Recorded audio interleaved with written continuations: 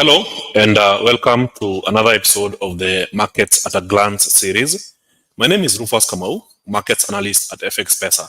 So today we have a special session where we are going to discuss the US inflation report that was just released a few minutes ago, try to understand what it means for the markets, and hopefully everyone gets to trade from an informed perspective. So remember, over the weekend, there was an adjustment to the daylight savings time. So the markets, or the US market, stock markets, are expected to be opening at 4:30 p.m. So now we have 30 minutes to go, and hopefully by the time the markets open, everyone will be ready to take on the markets and get to benefit from the opportunities present in the markets today. So I am already getting a good comment from the FX Apprentice. Good afternoon, and thank you for joining the session. So I'll be starting with the economic calendar, trying to highlight what happened. And once we go through that, then we can understand where the markets might be headed. So the key event for the day was the US inflation report. Any logical trader knew that this was bound to move the markets. So there was a special focus on this. So in my opinion, I don't prefer trading before the news. I prefer processing or consuming the news, trying to understand what it means in the markets, and then try to identify opportunities based on what was presented in the news. So from what we can see here, there was 4 data points in the same report, and each data point had its own meaning, and combined together, they have the overall meaning. So that's what we will be trying to be establishing today. So the headline inflation, or what we just call the annual inflation rate in the US, came in at 3.2%. And this was higher than expected. The previous reading was 3.1%, and the consensus estimate or expectation in the market was the same level at 3.1%. So clearly, there was a 0.1% increase in the annual inflation. And we'll be looking at the other data to establish what this means. So on the month-over-month increase, that is when you consider the CPI basket. So remember, when you talk about consumer price index or CPI, we are talking about a basket of commodities that are consumed by the average household in the US. And these ranges from the price of food, price of beverages, transport, the price of housing, and so on, including medication. So when you combine these prices, then you get the basket, which is measured from time to time, in this case, from one month to the other. So compared to the month of January, the basket of these commodities increased by 0.4% in price. So in January, it had increased by 0.3% compared to December. And the consensus estimate for February was 0.4%, whereas the forecast was 0.3%. So this was higher than expected. So we saw inflation increase by 0.4% in the month of February. So then we move on to the core inflation. Core inflation is a measure of the same basket, but now excluding 2 items that are very volatile, and this is food and energy prices. So without counting food and energy prices, the overall inflation in the US was 3.9% in the month of January, and that's the annual percentage. So we expected this to drop by a bigger percentage to 3.7%. However, the drop was much smaller, so we saw inflation dropping to 3.8%. And this was still higher than expected, and quite a distance between the current level and the Fed's target of 3.8%. So core inflation on the month came in as expected, which was 0.4%, higher than expected. So in the previous reading, it was 0.4. We expected to see 0.3, but we got 0.4. So this basically means that inflation was on the rise for the month, and this has certain implications in the market where a lot of participants in the market are trying to process. So hello, Jason, and hello, Robert Cavale. I don't think you are late. You got here right on time. So hopefully whatever you cover today will be beneficial to you. So that's the outcome from the report. And the best post I've seen on Twitter today, especially after the announcement, was this one from an account called Markets and Mayhem. So it basically summarizes the data showing that the core inflation year over year came in at 3.8 versus 3.7% forecast. Month over month, 0.4% versus 0.3 forecast for core inflation. Then for headline inflation, year over year, 3.2% versus a 3.1% forecast. And of course, the headline inflation came in at 0.4% for the month compared to 0.3% forecast. So in all the data, what we are seeing is a hot inflation, something that has remained sticky for quite a period of time. So in a summary graphic, what we have seen is that all items compared to the last 1 year have increased in price by 3.2%. Then when you look at food, it's slightly above 2%, whereas energy has been dropping. So when you take the overall all items inflation and you subtract food and energy, then you get the core inflation, which was much higher at 3.8%. So this is a quick and good summary from the inflation report. However, I always advise traders to go for the real data, for the source of the data. So everyone who is commenting on the inflation, be it the news, be it the analysts in the market or any form of media, they're all getting the inflation report from one common area.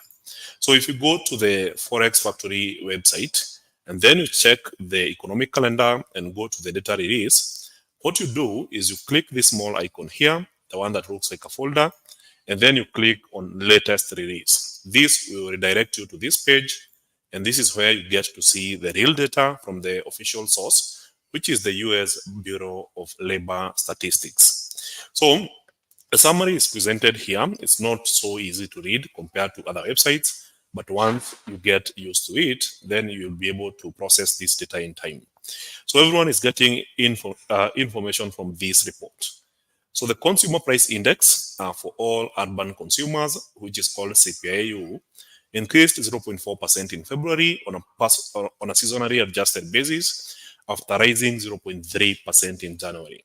The US Bureau of Labor Statistics reported today. So over the last 12 months, the all items index increased 3.2% before seasonal adjustment. So the index for shelter rose in February, as did the index for gasoline.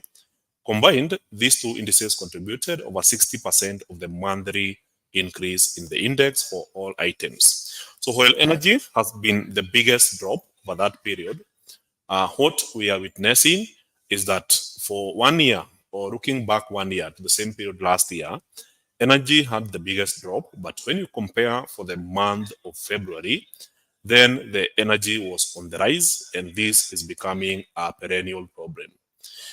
So with shelter as well as gasoline, this is what we are looking at here, combined contributing over 60% of the monthly increase in index for all items. The energy index was up 2.3% as all of its component indices increased. The food index was unchanged in February, as was the food at home index. The food away from home index increased 0.1% over that last 1 month, that is February. So the summary is right here. You can always read it from all items, and then you go to the little details of food. If food, it's divided into two. You have food at home, food away from home. If it's energy, we do energy commodities, and then gasoline, all types, then fuel.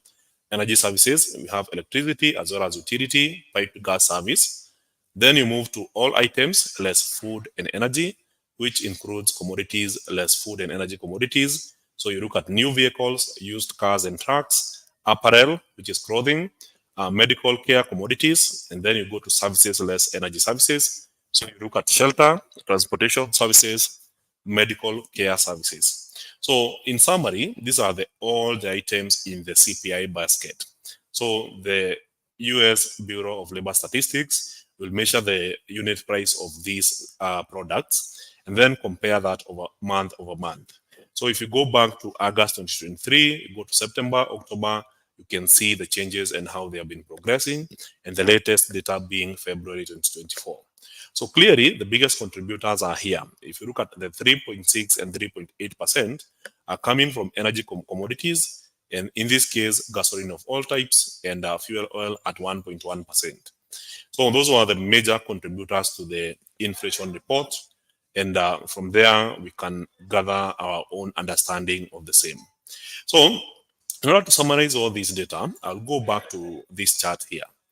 So this chart basically represents the chart of US inflation, and this is a headline inflation.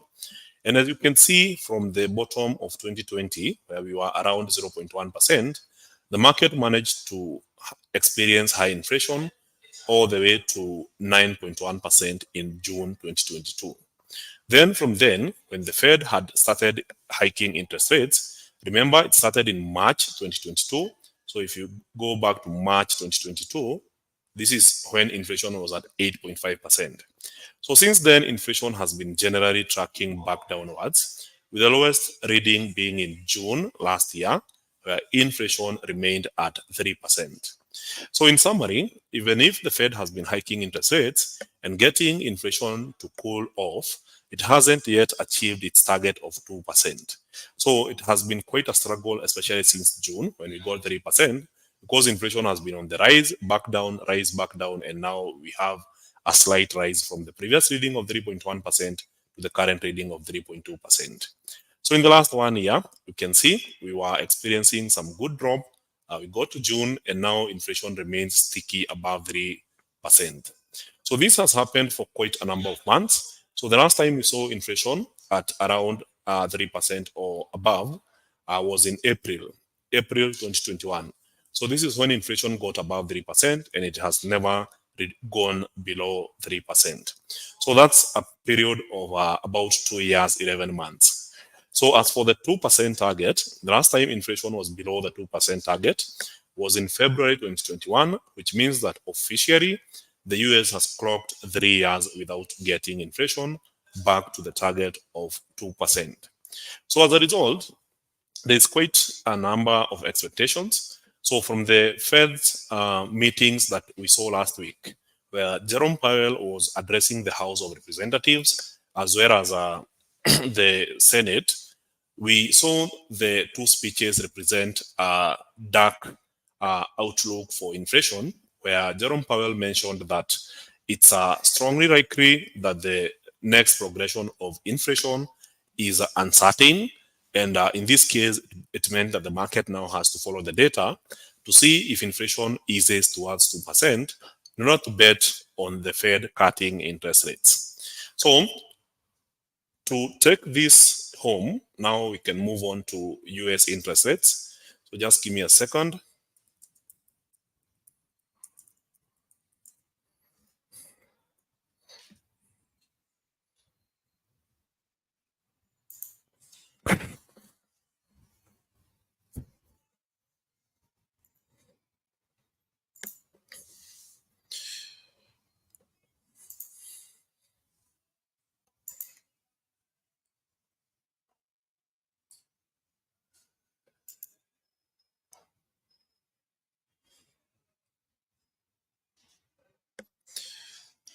So this is the effective interest rates in the US, where we had around 0.1% during COVID, and then the Fed started hiking interest rates. So by around March, the effective rate was around 4.8%. So this moved on to 4.83, 5.08, and now we have 5.33. So this is often an interpolation between the upper and lower limit. So if you want the exact data, you go to the Fed interest rates. So at 5.5%, I think this is the highest we have been in multiple decades. And if you look at the 3-year data, you'll notice that during COVID, early times of COVID, inflation was at 0.25%. This then was hiked several times up until it got to 5.5%. So the Fed believed that these interest rates were significantly high to get inflation back to the 2% target. However, this is becoming quite a problem as it appears significantly likely that the US has entered a period that we would describe as stagflation. So stagflation is when inflation remains significantly high for a significant period of time, even though interest rates are high. So in that case, the Fed may start cutting interest rates into inflation, and that's very bad for the markets. So knowing what we know, we have seen that things have been changing as the markets tried betting on rate cuts last week, but that did not help much as we got contradicting data today. So as a result, I expect to see the dollar index now beginning to recover, and we had already seen this in the bond markets over the last 2 days. So bond markets tend to be a good indicator, so I always check on them to see how they are performing. So I'll try and find a good presentation for this. Don't know if I can get this with CNBC.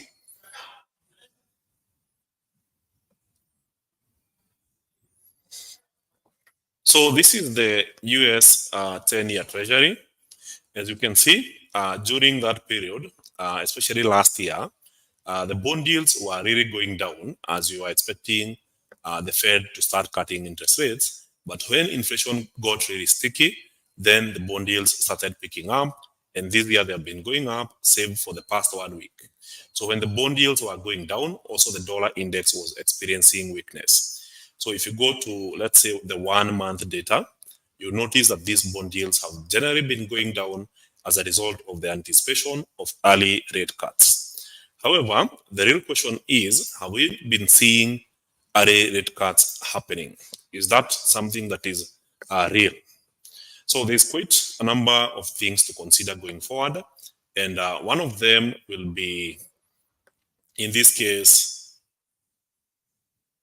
the Fed futures indicator. So that's what I'm trying to find right now. So this is the Fed futures indicator. It's called the CME Fed Watch tool. Stay up to date with the latest probabilities of FOMC rate moves. So what is the likelihood that the Fed will change the federal target rate at upcoming FOMC meetings? According to interest rate traders, analyze the probabilities of changes to the Fed rate and US monetary policy as implied by that day Fed funds futures pricing data. So using this tool, you can see that for the March meeting, that is the 20th March, there's a 99% probability that the Fed will hold rates high. So the Fed is not looking to cut rates on the March meeting. So this means anyone's holding bonds, US treasuries today, they feel much safer all the way through the 20th of March, which is 8 days from today. However, if you move this to May, now we are getting closer to 3 months, there's still an 85.9% probability the Fed will still keep rates high at between 5.25 and 5.50%. So this means that up to May, if you're holding, let's say, a short-term US Treasury, you have a high probability of getting a good yield from that. Then fast forward to June, this is when we had the highest percentage. Last week it was around 70%. The Fed will now go for a rate cut and move interest rates to between 5% and 5.25%. So this means that US short-term treasuries are currently very, very attractive. And as a result, we are seeing these drying up liquidity in the markets and driving the dollar index higher. And that's the case that we will be dealing with today. So with this, I think we can now move on to technical analysis and try to understand how the markets have responded to this data. So if you have any questions related to the presentation today, feel free to type those questions in the comment section, and I'll be responding to those questions towards the end of the session. And happy 420, everyone. So now we are looking at the dollar index for our chart, and as you can see, 1 hour chart, and as you can see, the better part of the week has been the dollar index making a recovery. So there was a recovery on Friday evening, then sideways momentum. So after the market opened on Monday, we didn't have a much momentum until we go to the New York session, where the dollar index made some recovery and then moved sideways. Then today being Tuesday, we have had sideways momentum up until we got the news announcement. And during the news announcement, you'll notice that there was a lot of volatility. So big spike up in the dollar index, and then all the way down, and then up, and then down, and then now the current move we are having here. So we try to avoid this, and for a good cause. You don't want the market whipsawing on you, because the spreads tends to be very wide during a news announcement, and eventually the market will come down and take a direction. So avoiding this during the immediate news announcement can really save your account. And now, after processing the news, then you can tell the direction the market is taking. So from the 15-minute chart, after the volatility of the first candlestick, now we are seeing a strong momentum upwards, where the dollar index is gaining against other currencies. So as a result, we are seeing major gains here against the yen. So this recovery is now more legitimate, and we could be seeing the market heading higher to at least 148.789 for USD JPY. And for Euro USD, it's now the euro losing against the yen. And having breached this area, now we move on to a different area. So this area was holding as resistance several times. Once it was broken, it was retested, and the market went higher. So now that the market is moving back downwards, then the expectation is that the dollar strengthens against the euro and at least gets to 1.08874 today. So as for pound USD, we are seeing the market breaching this area here, an area that was previously acting as resistance, and now we get to the previous resistance, which is now a support. And now I expect to see the market making an impressive drop towards this area here. So I'll be trying to plot this. So it seems like there's a much better opportunity trading the pound USD compared to Euro USD, because the move is bigger. So you could be getting the market dropping continuously and getting to 1.26970, meaning that the dollar is strengthening because the market is pricing the possibility that the Fed will be holding rates higher for a longer duration, because inflation is not moving as expected. So next on the line is USD CAD. So after pulling back and market retesting this support, which was yesterday's low, now we are seeing a strong bounce, and now USD CAD is almost breaking yesterday's high and could be headed higher to this area here, which was previous resistance at 1.35348. So I'm hoping that everyone can see this. So I move on to the next asset, and this is the most traded asset for our clients. I know a lot of you guys like trading gold. So gold has been showing indications of moving downwards for the better part of the day. So notice from the opening point, kept going down, pulled back slightly, and then down, and then made the volatility during the announcement. So this is what we try to avoid, this area here. News are announced, market moves all the way down and then all the way up. And during that period, maybe when your economic calendar has not loaded. But now, once you process the information, then it becomes easy to trade. So now what we are seeing with a strong dollar, it's also strengthening against the price of gold. And there's a good likelihood we could be seeing some further downside momentum. So the market is already testing the low that we saw on Friday last week. And if we happen to breach this, then we move on to the next stage. So remember, gold was trading at all-time highs, and the previous all-time high was way back. So from the forward chart, I would say it was around 2140.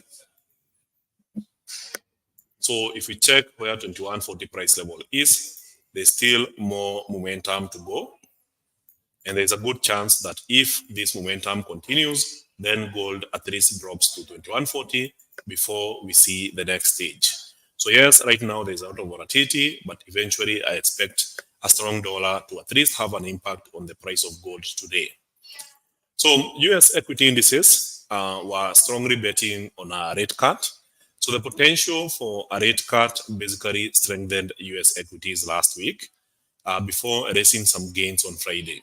However, from yesterday, there was a strong bounce, and now we got to this area here. But then there's that potential that if rates stay higher for longer, then the markets could start correcting earlier. So a market correction could begin from this area here, especially judging from the previous high. So the previous high, yes, we saw a higher high, but this was significantly less compared to the previous sequences. So notice from this high to this high, the market kept getting higher, but this is almost an equal high, almost a double top. And then if you look at this bottom, it's almost flat, indicating that the market for the last couple of days has now been moving almost sideways, despite having one of the strongest bull markets I've seen in my trading career. So this bull market is now weakening and showing signs of subsiding. So there is a potential that the Nasdaq, as well as the S&P 500 and the Dow, might be taking a step back. So the first candlestick was a spinning top. A lot of volatility was seen in the markets. So a big jump downwards and then a big jump upwards and then down.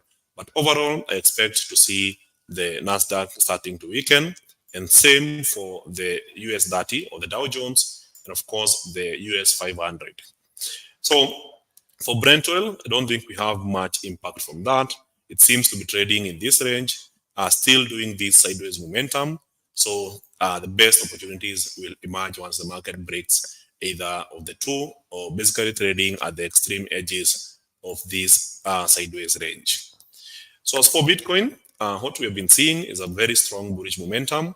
So after this range happened over yesterday evening and today, or the better part of today, it seems likely that the market is bouncing from here and looking to push through for another all-time high.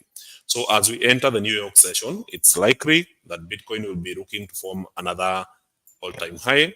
So notice the price action here, and there's that potential that we could be seeing a good rally emerging from this. So from the H1 chart, this is how it looks like. So majority of these candlesticks are moving up, down, up, down, up, down. And now as we enter the New York session, remember, this is when we get most of the data from the US Bitcoin ETFs. So in this case, we could be seeing a rally beginning to shape from here. So for New Zealand USD, a sharp drop, we have broken this area here. And now the idea goes all the way back down to an area that there was previous resistance. So in this case, a big drop to 0.61, 1092, and not ignoring the bigger move that could go all the way down. So in this case, for the short run, I expect the market to drop to at least 0.61092. And then for USD CHF, it's a major bounce from this area here, which was acting as support the first time, second, and now the third time. So now we could be seeing the price accelerate to the previous high or even midpoint. Midpoint is this area here.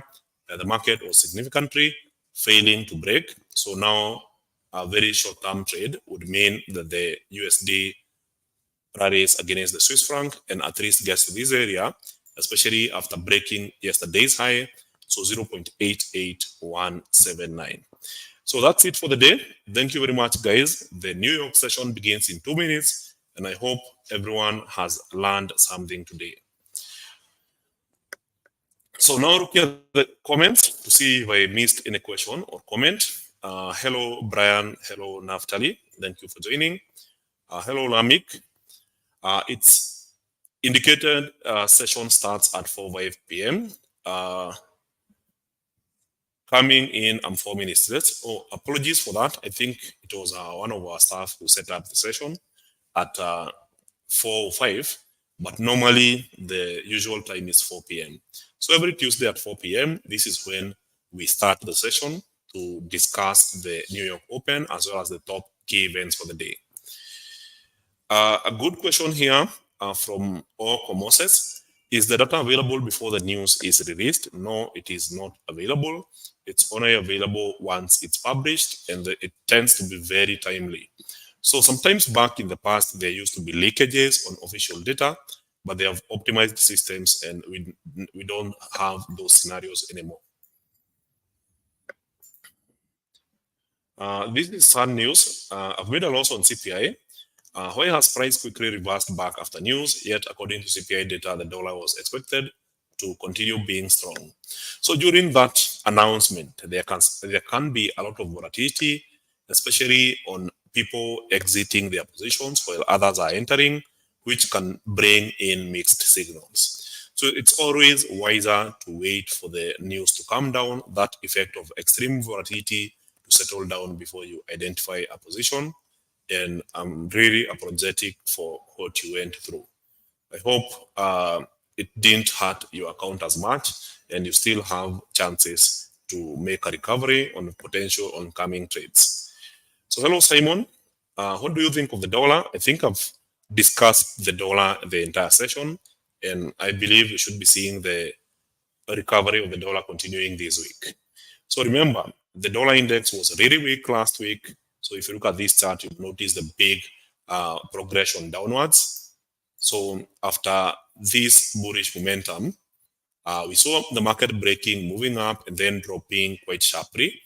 And the last week was the biggest drop we have seen in a while.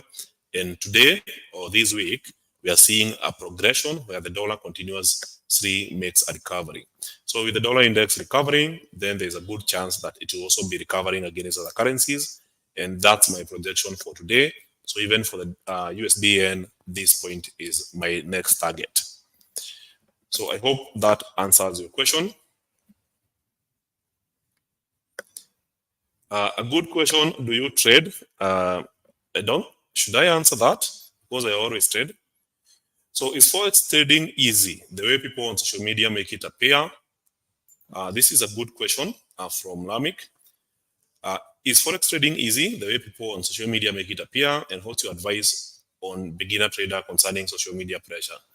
So first things first, forex trading is a career like any other career. It's a business. So you run it the same way you run a business. If you are working, let's say a 9 to 5 job, doesn't mean that if you move to forex, work becomes easy. It's real tough to make money in the markets. If it was easy, everyone would be doing it. So it's a difficult job, but if you put in the work, it pays. So you must put in the work in order to realize the benefits of forex trading. And this basically includes learning from your mistakes continuously, not comparing yourself with any other person. So forget the social media. I would rather advise you to follow the people who have been in the markets for a longer period of time, perhaps a decade plus. Those people will be honest with you. They will not be looking to make a quick dollar from you. And from there, you will learn the ways to improve on your trading. So I normally do quite a number of physical events. They are called pips and branch events. So the last one was in Nakuru last Saturday, where we get to interact with other traders, network, and basically help each other improve. So hopefully, if you keep following the FX Pesa social media pages, you will capture one of the pips and branch events, where we go through some of the challenges you face in your trading and help each other improve. Good question from Kevin. Can we wait for BTC to drop fast before buying? I don't see that happening. These are a function of demand and supply imbalance. So the ETFs that were recently approved in the US are buying more Bitcoin than the miners are supplying. So miners are supplying around 900 Bitcoins per day. The ETFs are buying 10 times that. So as a result, that's why we are seeing increasingly high pressure on price to keep moving upwards. So with that in mind, then it means that there's a good chance that we will be seeing price continue to rally. So until that demand and supply imbalance changes, then the overall probability or expectation is that we continue seeing higher prices. So that's it for the day. Thank you very much, guys. And I hope that you are ready to trade the New York session. So you guys, remember to like the video. If you give me a like, I would really appreciate that. Of course, if you can share the video to any of your trading groups, it will be really helpful for the other traders and you won't lose a thing. So thank you guys. See you then.